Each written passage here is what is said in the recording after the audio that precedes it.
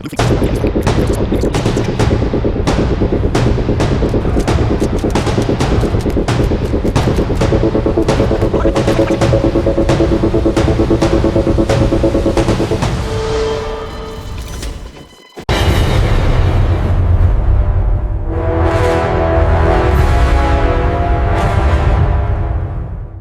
Mediterranean Sea.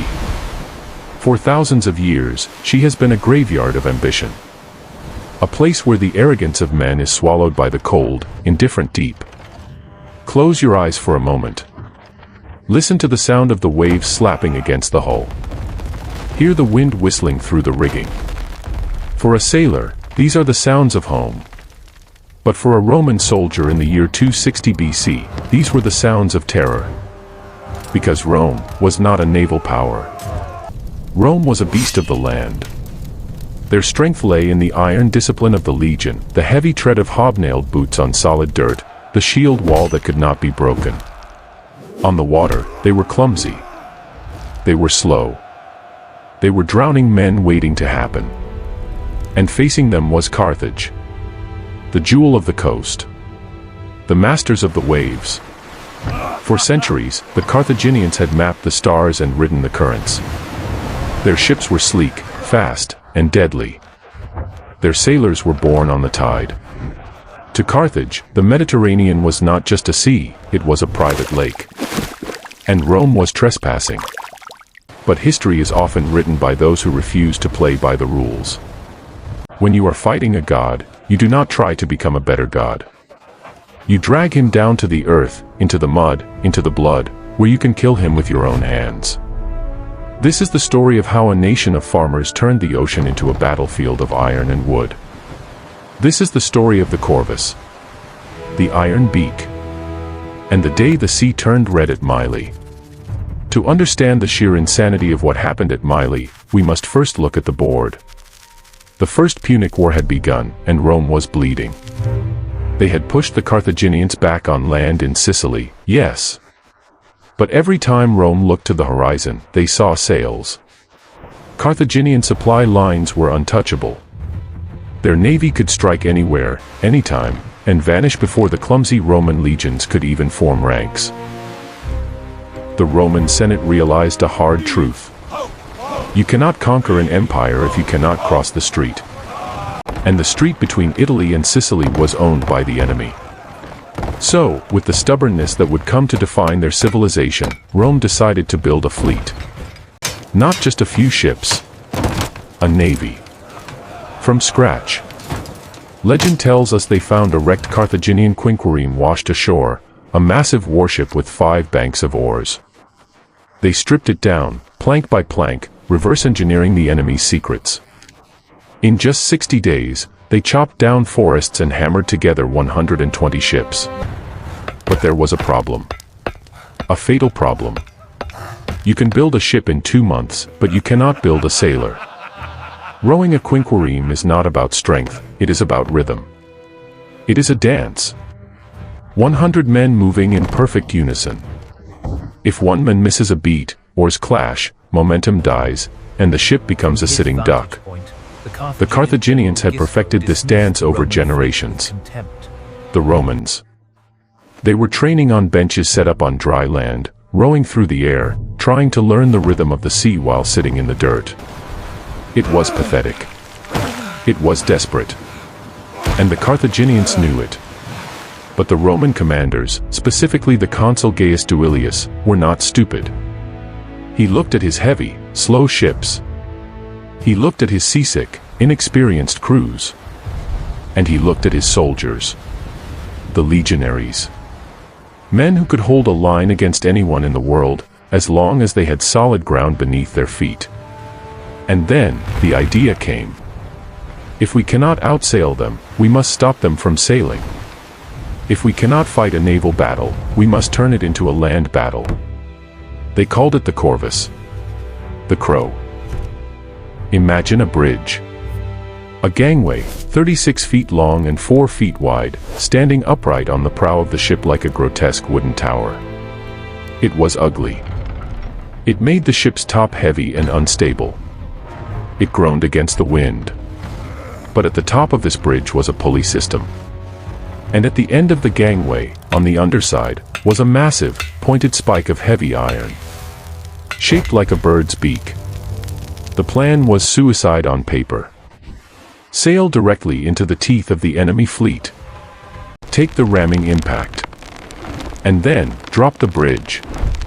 Let the iron spike drive through the enemy deck, locking the two ships together in a death grip. Once the ships are locked, the sea doesn't matter anymore. The wind doesn't matter. The pilot's skill doesn't matter. All that matters is the sword in your hand and the men standing in front of you. And so, the fleets met off the coast of Mylae. Hannibal Gisco, the Carthaginian admiral, saw the Roman fleet approaching. He must have smiled. To him, this wasn't a battle. It was a harvest. He saw the Roman ships moving sluggishly, their oars dipping unevenly into the water. And he saw those strange towers on their prows. He didn't know what they were. Perhaps he thought they were some kind of failed catapult, or maybe just bad engineering. He didn't care. He ordered his vanguard, 30 of his fastest, most elite ships, to charge. They didn't even bother to form a battle line. They just raced forward, eager to be the first to ram a Roman hull and send these farmers to the bottom of the sea. The Carthaginian ships were masterpieces of speed. They cut through the water, aiming for the broadsides of the Roman vessels. The intention was the deeplis, a maneuver to smash the enemy's oars, leaving them helpless, then circle back for the kill. The Romans held their course. They didn't turn. They didn't run. They sailed straight into the jaws of the enemy. The first Carthaginian ship slammed into a Roman vessel. Wood cracked. The shockwave knocked men off their feet. The Carthaginian crew cheered, preparing to back away and watch the Roman ship sink. But then, a sound. The screech of a rusted pulley. The whistle of rope running through the block. The tower on the Roman bow began to fall. It slammed down with the force of gravity and hate. The iron beak, the Corvus, punched through the polished cedar wood of the Carthaginian deck. It splintered the planks and anchored itself deep into the hull. The two ships lurched, bound together as if by chains. The Carthaginian sailors froze. This was impossible. Ships were supposed to bounce off each other, not stick together. Before they could process what was happening, the second nightmare began. From behind the wooden walls of the Roman ship, a roar erupted. A sound that had terrified the tribes of Italy for decades. The war cry of the legion. Across the wooden bridge, they came. Not sailors. Not rowers. But heavily armored infantry. The Principes. The Hastati. Men clad in chainmail and bronze helmets, carrying the large rectangular scutum shield and the short, vicious gladius stabbing sword. The bridge was 2 men wide. Just enough for a shield wall. The Carthaginians were light infantry. They carried javelins, small shields, light swords. They relied on mobility. But on the cramped deck of a ship, there is nowhere to run. There is no mobility. It was a slaughter. The Romans poured onto the enemy deck like a wave of steel. They slammed their large shields into the faces of the stunned sailors, pushing them back, pinning them against the railings. The gladius is a weapon designed for tight spaces. It doesn't need to swing, it only needs to stab. Short, quick thrusts into the gut, into the neck, into the groin. The deck of the Carthaginian flagship became a charnel house. Blood made the wood slick, causing men to slip and fall, only to be trampled by the heavy hobnailed boots of the advancing Romans. Sailors were hacked down where they stood or thrown screaming into the churning water between the hulls. Hannibal Gisco, on his own flagship, watched in horror. His elite vanguard was gone. Captured. The Roman soldiers weren't just killing, they were seizing the ships intact. But Gisco was not done. He had more ships. The main body of his fleet, over 100 vessels, was still in play. He signaled them to flank. If they couldn't attack head-on, they would attack from the sides and the rear. The Corvus faced forward. Surely it couldn't protect the back of the ship.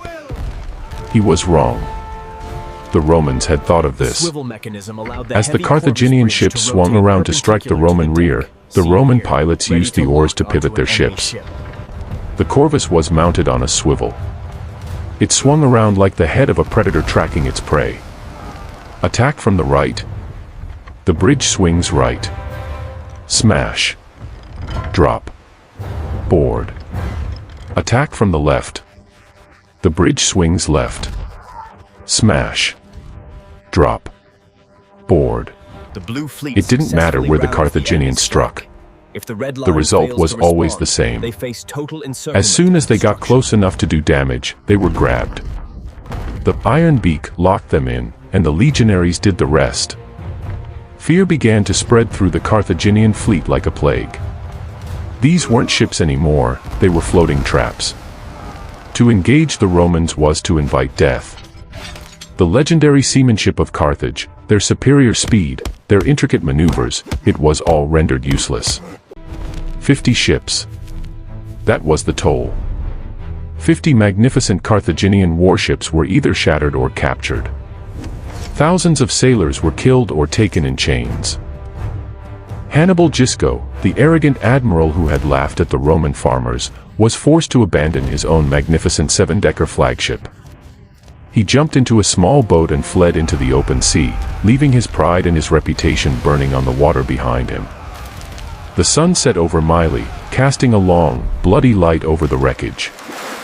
The sea was littered with broken oars, drifting timber, and the bodies of the fallen. But floating amidst the debris were the Roman ships, battered but victorious, towing their prizes back to the shore. The Battle of Mylae changed everything. It was the moment the world shifted on its axis. Before this day, Rome was a regional power, stuck on the Italian peninsula. After this day, Rome was a contender for the world. They had proven that they didn't need to be better sailors than the Carthaginians. They just needed to be Romans. They had engineered their way out of an impossible disadvantage. The Corvus was not a perfect weapon. It was heavy. It was dangerous.